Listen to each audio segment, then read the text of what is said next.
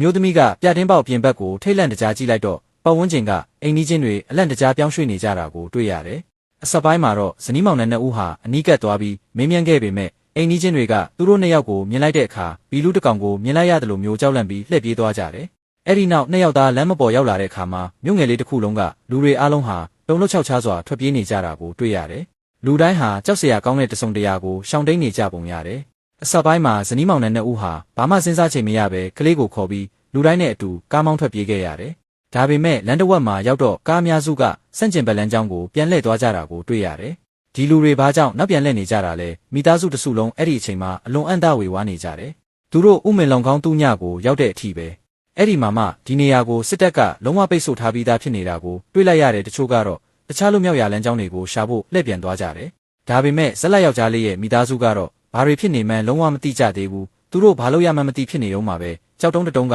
သူတို့ကားကိုရိုက်ချလိုက်တယ်။သူတို့အတန်လာရာကိုလိုက်ပြီးတောင်ထိပ်ကိုမောကြည့်လိုက်တော့တောင်ကြီးတစ်ခုလုံးပြင်းပြင်းထန်ထန်တုန်ခါနေတာကိုရှင်းရှင်းလင်းလင်းခံစားရတယ်။ရုတ်တရက်ကြက်တိုက်လေရင်နှစ်စင်းဟာအတန်ကျဲလောင်စွာထွက်ပေါ်လာပြီးအောက်ဘက်ကမြို့ငယ်လေးစီကိုပြန်တန်းသွားခဲ့တယ်။အဲ့ဒီအချိန်မှာဒေသခံတွေဟာလေရင်တွေကိုမြင်ပြီးဝိုင်းအောင်လာကြတယ်။တိုက်လေရင်နှစ်စင်းဟာဘာတိပေးချက်မှမထုတ်ပဲမိလောင်ဘုံလုံးရည်များစွာကိုမြို့ငယ်လေးပေါ်ကိုတိုက်ရိုက်ပစ်ချလိုက်တယ်။မြို့ငယ်လေးတစ်ခုလုံးဟာတစ်စက္ကန့်အတွင်းငရဲမိပင်လေပြင်းဖြစ်ပြောင်းလဲသွားခဲ့တယ်။ဒီကြောက်မက်ဖွယ်မြင်ကွင်းကလူတိုင်းကိုတုန်လှုပ်စေခဲ့တယ်။အဲ့ဒီအချိန်မှာသမီးလေးကဖခင်ကိုအဲ့ဒီကြက်တိုက်လေရင်နှစ်စင်းဟာသူတို့စီကိုပြန်တန်းလာနေပြီလို့တတိပေးလိုက်တယ်။ယောက်ျားကကလေးနဲ့ဇနီးကိုခေါ်ပြီးလူအုပ်ထဲကနေအမြန်ဆုံးထွက်သွားခဲ့တယ်။သူတို့တောင်ထိပ်ကအမြင့်ဆုံးနေရာစီကိုပြေးတက်သွားကြတယ်။တကယ်မကြခင်မှာပဲသူတို့ပြေးထွက်သွားတဲ့လူအုပ်ကြီးရှိတဲ့နေရာကိုမိလောင်ဘုံတွေနဲ့ဘုံကျဲခံလိုက်ရတယ်။သူတို့၃ယောက်ကလွဲလို့ဘယ်သူမှအသက်ရှင်နိုင်မှာမဟုတ်ဘူးလို့ထင်ရတယ်။ကံကောင်းစွာနဲ့ယောက်ျားဖြစ်သူဟာတောင်ထိပ်မှာလေကြောင်းရန်ကာကွယ်ရေးခိုးလုံရအခန်းတစ်ခုကိုရှာတွေ့ခဲ့တယ်။မိသားစု၃ယောက်ဟာအမြန်ဆုံးသွားပြီးဝင်လိုက်ကြတယ်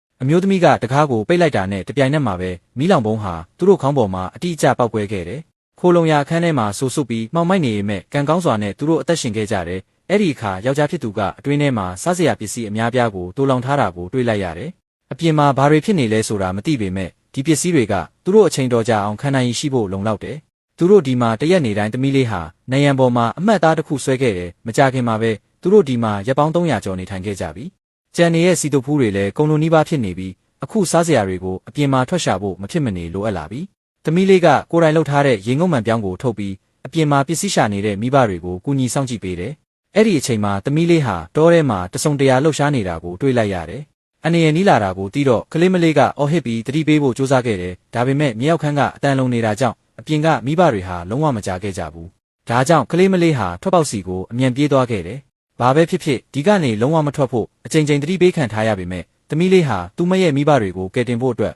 ဘာမှဂရုမစိုက်တော့ဘူး။ဒါပေမဲ့သူမတွားသွားပြီးထွက်လာတဲ့အခါမှာတော့မိဘတွေကိုရှာမတွေ့ခဲ့ဘူး။မိဘတွေဟာခုနကဘီလူကောင်ရဲ့စားခြင်းကိုခံလိုက်ရတာလား။သူမအလန့်တကြားအော်ဟစ်နေတော့မှရုတ်တရက်သူမရဲ့အမေကနောက်ကနေသူမရဲ့ပါဆက်ကိုပိတ်လိုက်တယ်။အဲ့ဒီအချိန်မှာပဲတောရဲကအရာဟာသူတို့စီကိုပြေးလာခဲ့တယ်။တကယ်တော့အဲ့ဓာတွေဟာတာမန်တမင်တဲ့အုပ်တွေပဲချစ်ခဲ့တယ်။ကံကောင်းစွာနဲ့လန့်သွားယုံတက်ပဲရှိခဲ့တယ်။ဒါပေမဲ့တတိကြီးတဲ့မိခင်ကဒီတမင်တွေဟာပိုပြီးကြောက်စရာကောင်းတဲ့တစုံတရာကိုရှောင်ရတာဖြစ်နိုင်တယ်လို့သဘောပေါက်လိုက်တယ်။သူမဟာမှောင်မိုက်နေတဲ့တောအုပ်ကိုကြည့်လိုက်ပြီးစိတ်ထဲမှာကြောက်ရွံ့မှုကပိုလို့တောင်ပြင်းထန်လာခဲ့တယ်။ဒါကြောင့်မိသားစု၃ယောက်ဟာမြေရောက်ခန်းကိုအမြန်ပြန်လာခဲ့ကြတယ်။ယောက်ျားဖြစ်သူကတန်ကြိုးကြီးတွေနဲ့အပေါက်ဝကိုတင်းတင်းကြပ်ကြပ်တော့ခတ်လိုက်တယ်။မကြခင်မှာပဲညရောက်လာခဲ့တယ်။တကယ်ပဲအပေါ်ကနေကြောက်စရာကောင်းတဲ့ခြေတံတွေထွက်ပေါ်လာတဲ့သမီးလေးဟာကြောက်လန့်တကြားအော်ဟစ်ငိုယိုနေတာကြောင့်ဖခင်ကအမြန်ချင်းကပ်ပြီးစိတ်နေဖို့နှစ်သိမ့်ပေးခဲ့တယ်။ဒါပေမဲ့အဲ့ဒီအချိန်မှာပဲဝင်ပေါက်ကတန်တကားကိုရုတ်တရက်တိုက်ခိုက်တဲ့အတန်တွေထွက်လာခဲ့တယ်။မိသားစုအားလုံးမြေရောက်ခန်းဝင်ပေါက်ကိုမောကြည့်လိုက်တယ်။ဘသူမှအတန်မထွက်ရဲတော့ပဲ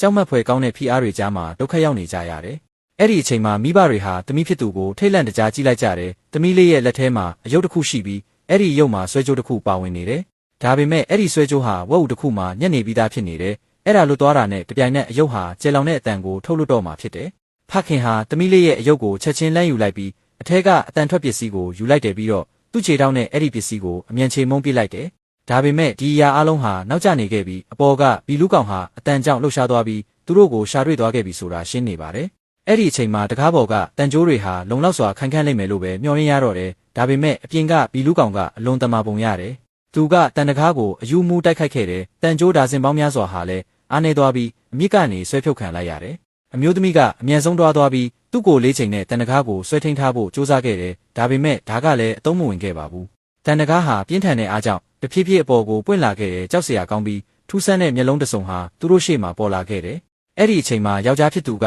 တန်နုတ်ကိုယူပြီးဘီလူးကောင်ကိုပြင်းပြင်းထန်ထန်ထိုးနှက်ခဲ့တယ်။ဒီလိုလုပ်လိုက်မှပဲအချိန်နဲ့ငယ်ရလိုက်ပြီးတန်တကားကိုတင်းတင်းပိတ်နိုင်ခဲ့တယ်။ယောက်ျားကလက်ကင်ပေါ်မှာတန်နုတ်ကိုကန့်လန့်ဖြတ်ချိတ်ထားလိုက်တယ်။တကယ်ပဲဘီလူးကောင်ကိုအပြင်မှာပိတ်ထားနိုင်ခဲ့တယ်။သူတို့နောက်ဆုံးတော့လုံခြုံသွားပြီလို့ထင်လိုက်တဲ့အချိန်မှာပဲအပေါ်ကနေခြေတံများစွာရဲ့အတန်တွေထွက်ပေါ်လာခဲ့တယ်။ဒီဘီလူးကောင်ကသူ့ရဲ့အဖော်တွေကိုခေါ်လာခဲ့တယ်ဆိုတာမထင်မှတ်ထားခဲ့မိဘူး။အဲ့ဒီအခါတန်တကားဟာပြင်းပြင်းထန်ထန်တုန်ခါလာခဲ့တယ်။အားကြီးတဲ့စွမ်းအားတစ်ခုကတန်တကားကိုတိုက်ရိုက်တွန်းတင်လိုက်တယ်။မိသားစုဟာတတိရှိရှိမောကြည့်လိုက်တော့ထူးဆန်းတဲ့မျက်လုံးများပြားကသူတို့ကိုစက်ကြည့်နေတာကိုတွေးလိုက်ရတယ်။ဒီချင်းမြောင်းတဲ့ခိုလုံရအခန်းထဲမှာပုံးစရာနေရာလုံးဝမရှိခဲ့ဘူး။အဲ့ဒီအချိန်မှာမိခင်ကစီမီကွက်နဲ့အခန်းထဲကပြတင်းကာလိုက်ကာကိုမိရှို့လိုက်တဲ့ခိတ္တခဏအတွင်းဝင်လာတဲ့ဘီလူးကောင်တွေကိုဟန့်တားလိုက်တယ်။အခုလွတ်မြောက်နိုင်တဲ့တခုတည်းသောနေရာကတော့ဒီလေဝင်လေထွက်ပေါက်ပဲဖြစ်တယ်။ဒါကြောင့်ယောက်ျားဖြစ်သူကဇနီးကိုအရင်သွားဖို့ကူညီပေးခဲ့တယ်။အမျိုးသမီးထွက်လာတော့ဘီလူးကောင်တွေအားလုံးခိုလုံရအခန်းထဲကိုဝင်သွားကြပြီးအပြင်ဘက်ကတော့လုံခြုံနေတာကိုတွေ့လိုက်ရတယ်။မကြခင်မှာပဲသူတို့သမီးကိုလည်းဆွဲတင်လိုက်ကြတယ်။ဒါပေမဲ့ယောက်ျားကအပြင်ကိုတွားသွားဖို့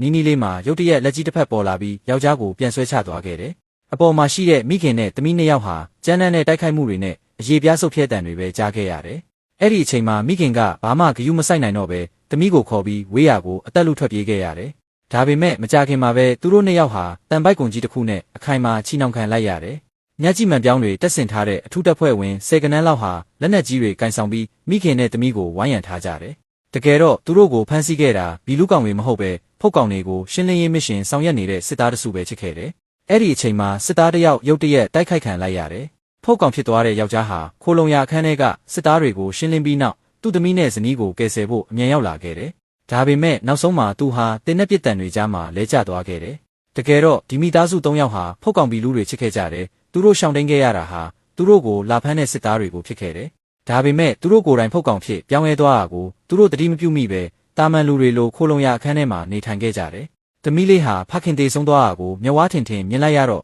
ထိန်းချုပ်လို့မရတဲ့ရက်ဆက်ကြမ်းကြုတ်တဲ့ဘက်ကိုပောက်ကွဲထွက်လာခဲ့တယ်။တခဏအတွင်းမှာပဲသူမဟာအဲ့ဒီနေရာမှာရှိနေတဲ့စစ်သားအလုံးကိုတပ်ပစ်လိုက်တယ်။အဲ့ဒီနောက်သူမဟာတဖြည်းဖြည်းနဲ့ပြန်ပြီးတည်ငြိမ်သွားခဲ့တယ်။တကယ်တော့သမီးလေးဟာတခြားဖုတ်ကောင်တွေထက်အများကြီးပိုပြီးအစွမ်းထက်ခဲ့တာဖြစ်တယ်။ရုပ်ရှင်ရဲ့အဆုံးသတ်မှာတော့မိခင်ဟာသမီးကိုခေါ်ပြီးအသက်ရှင်ကျန်ရစ်တဲ့တခြားဖုတ်ကောင်တွေကိုရှာဖွေခဲ့တယ်။ဒီနေရာမှာသမီးလေးဟာဖုတ်ကောင်အလုံးကိုဥဆောင်ပြီးလူသားတွေကိုပြန်လည်တိုက်ခိုက်တော့မှာဖြစ်ပါတယ်။